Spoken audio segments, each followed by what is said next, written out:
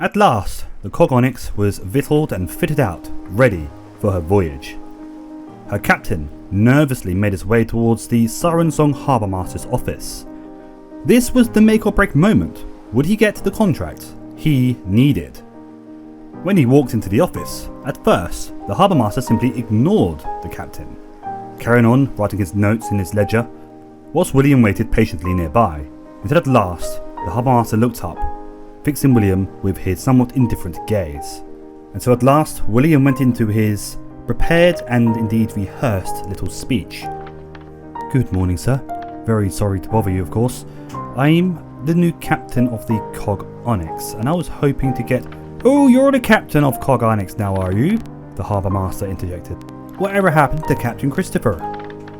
"Captain Christopher unfortunately did not survive the war, sir. I am a childhood friend of his, and he left me the Cog Onyx in his will." "Oh, the war. I'm very sorry to hear that, of course. If it's a contract you're after, I'm afraid I can't help you, you see. It's our current rule, you see. All the harbour masters in the Austrian Islands have agreed we have to look after our own, and we can only give out contracts to men from these islands, you see. Or else before you know it, we'll be flooded under by men from the mainland." William quickly clasped his hands together, almost as if pleading desperately, which indeed he was.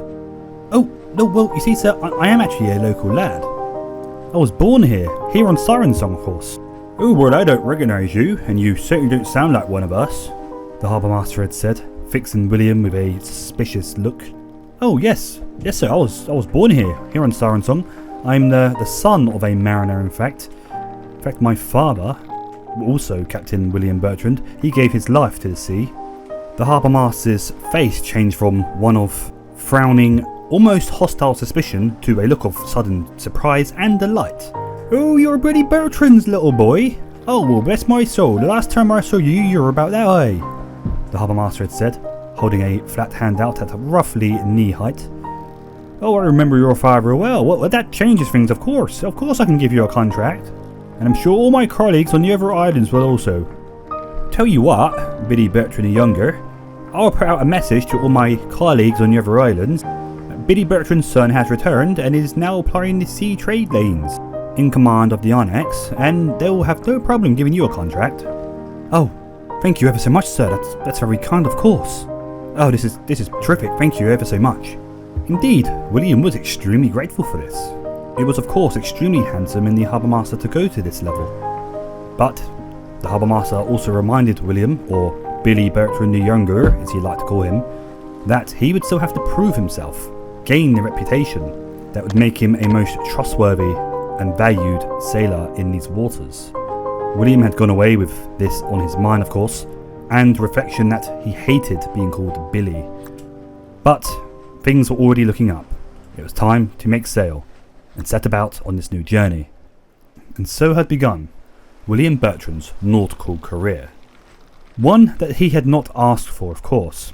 He did not wish to go to sea. He was not an experienced sailor. Born on the island of Sarensong, his mother had packed up and moved them to the kingdom, the mainland, when his father had died at sea years before.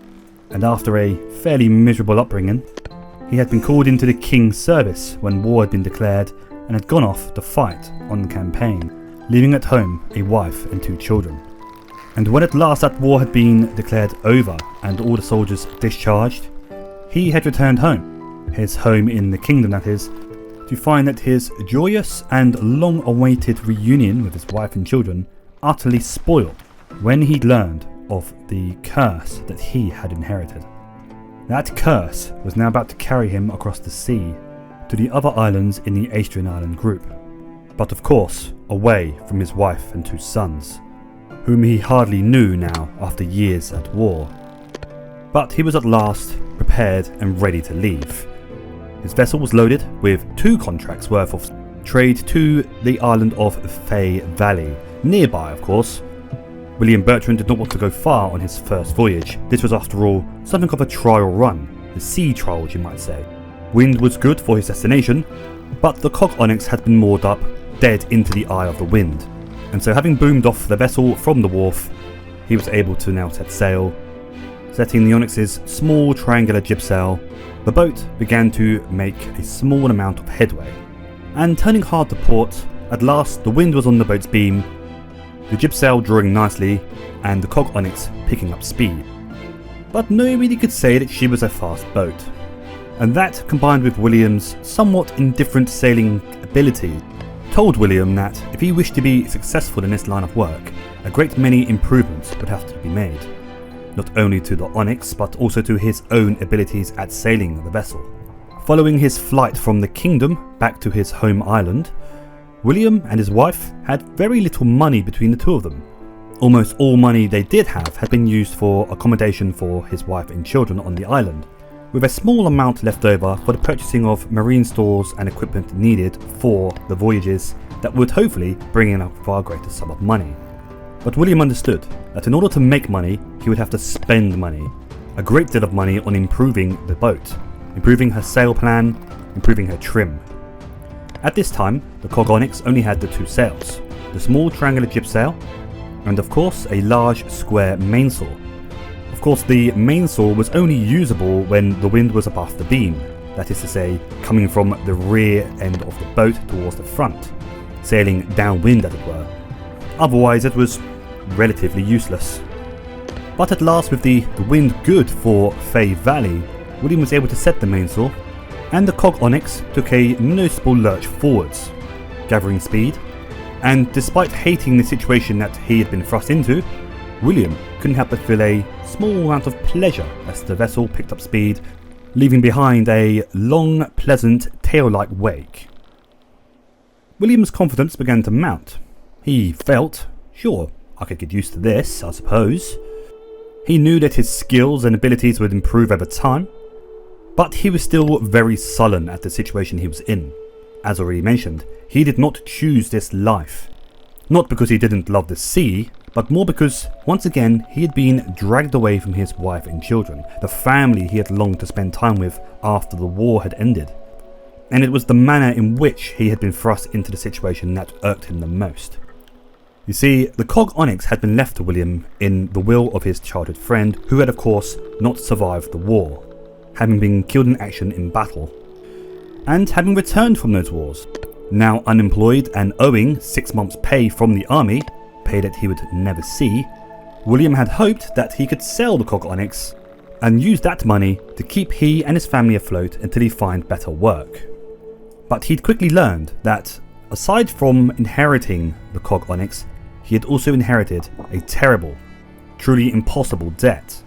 And even as his vessel approached the Fay Valley port, the indignancy and frustration William felt about his situation was such that he even considered going hard a port and thrusting the boat straight into the nearby cliff. He was furious with his situation, but of course his wife and children were relying on him.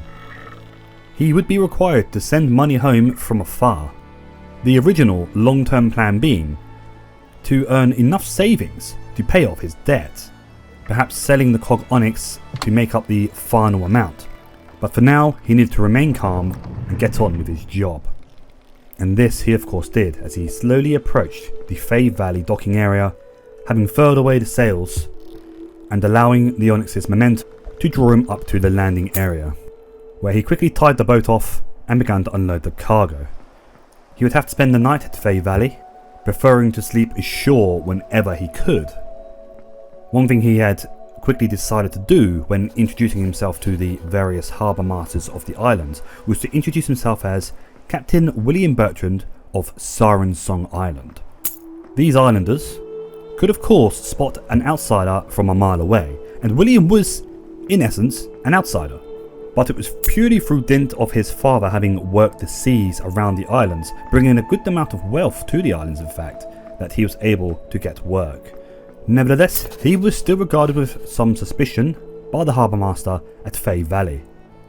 The man clearly suspecting that perhaps the harbour master at Siren Song had gone against their unwritten rule of only employing local sailors. Fear not, sir, I am local.